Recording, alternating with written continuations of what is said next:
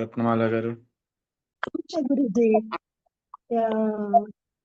చాలా బాగుంది. ఇది నాకు అనిపించింది సార్. అంత మునుపు నేను పిరమిడ్ ధ్యానం చేస్తున్నాను, కానీ శాకాహారులే అవ్వాలి, నీరు మానేయాలన్నప్పుడు వదిలేశాను. కానీ మామూలుగా ఆహారం తీసుకోవడం వల్ల అది ఎంత తెలియలేదు.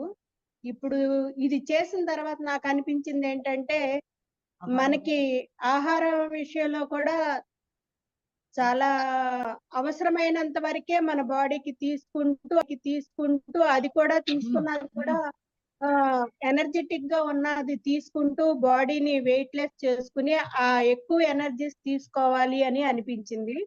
ఆ రిజల్ట్ అయితే నేను పర్ఫెక్ట్ గా పొందాను గురూజీ. దాని వల్ల బాడీ వెయిట్ లెస్ అవటం, చక్కగా మనం తీసుకున్న ఆహారం ద్వారానే ఆలోచన విధానం ఉంటది కాబట్టి ఆలోచనలు కూడా నెగటివ్ రాకుండా పాజిటివ్ వైపు ఉండటం, ప్లస్ ప్లెజెంట్ గా ఉండటం, ఏ పనైనా సాఫీగా చేసుకోవటం, ప్లస్ ఇంకా ఏదో చెయ్యాలి అన్న జిజ్ఞాస మొదలవటం అనేది గమనించాను గురూజీ. అంతేకాకుండా ఎప్పటి నుంచో లోపల ఉండిపోయినటువంటి డిసీజెస్ కూడా మీరిచ్చే ఎనర్జీస్ వల్ల క్లీన్ అవుతున్నాయి అనేది నేను గమనించాను గురూజీ. మరి మీ నుండి కూడా నేను చాలా ఏదైనా ఒక లక్ష్యం పెట్టుకుని దాని మీద అది నెరవేర్చే ప్రయత్నంలో ఎంతో సహనము, ప్రేమ, ఆ ఓర్పు, ఆ ఏకాగ్రత ఉండాలి అనేది మరొకసారి రుజువు చేశారు గురూజీ. మీ ద్వారా నేను చాలా చాలా గమనిస్తూ మీరు చెప్పే విధానాన్ని తెలుసుకున్నాను. మరి ముఖ్యంగా భగవద్గీత యొక్క సారాన్ని చెప్తున్నప్పుడు అది మనందరం ఆచరించదగింది. ఎప్పుడైతే మనిషి ఈ సాత్వికంగా ఉంటాడో అది ఆచరిస్తూ సాత్వికంతో ఉన్నప్పుడు మనం ఏదైనా స్పిరిచువల్ గా ఆధ్యాత్మికంగా ముందుకు వెళ్ళటానికి ఇది సహకరిస్తుంది.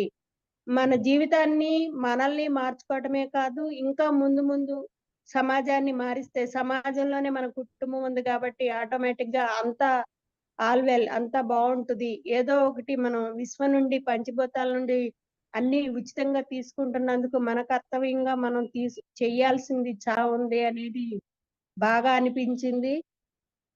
దానికి మరి మీరు చక్కటి ఒక మంచి వేని పాత్ని మాకు అందచేశారు కాబట్టి ఆ వేలో మేము నేనైతే నడవటానికి 100% నాకు అనిపించింది నడవాలి అని. దాని వంతుగా నా వంతుగా నేను ఆచరిస్తూ దీన్ని కంటిన్యూ చేస్తూ ఇది అందరికీ తెలియచేయాలి.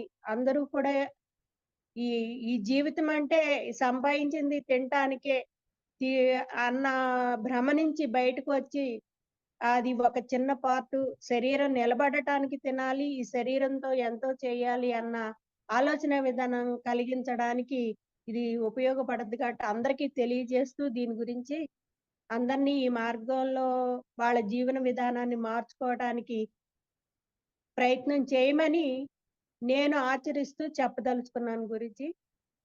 మరి ఇంత మంచి సమాజానికి ఈ మొత్తం హిందూ తత్వ అసలు మన వేదాల యొక్క సారాన్ని పరిపూర్ణంగా మీరు కాచి వడబోచి చిన్నపిల్లలకి అరటిపండు ఒలిచిపెట్టినట్టుగా వివరించారు.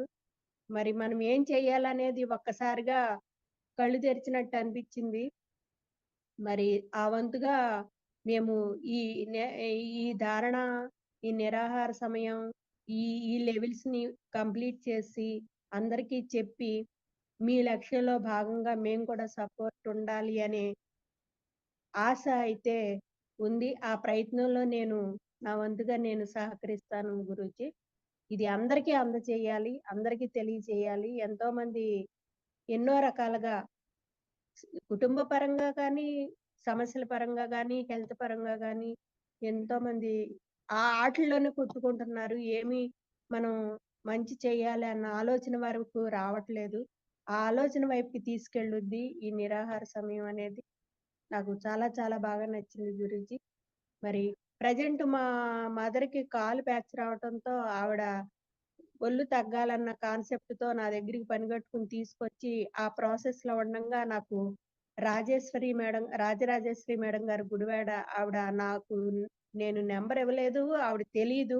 అయినా మరి నా నంబర్ ఆవిడకి ఎలా ఎళ్ళిందో ఆవిడ ఫోను చేస్తే ఇదే చెప్పాను. మిమ్మగారు కూడా చేయొచ్చమ్మా దగ్గరుండి చేపిచ్చండి అన్నారు. నాకు నిజంగా ఆ పరమేశ్వరుడే పంపించాడా అనిపిచ్చింది. స్పిరిచ్యువల్ పాత్‌లో ఉన్న ఈ శరీరాన్ని అన్నమయ కోశాన్ని జయించడం అనేది ఇప్పుడు తెలుసుకున్నాను గురూజీ ఈ 24 రోజుల్లో. ఎప్పుడైతే దీన్ని జయిస్తామో, దీన్ని సరిచేసుకుంటామో, మన ఆలోచన విధానం మారద్ది. ఆలోచన విధానం మారినప్పుడు మన పనులు మారతాయి అనేది ఈ బాగా స్పష్టంగా అర్థమైంది గురూజీ.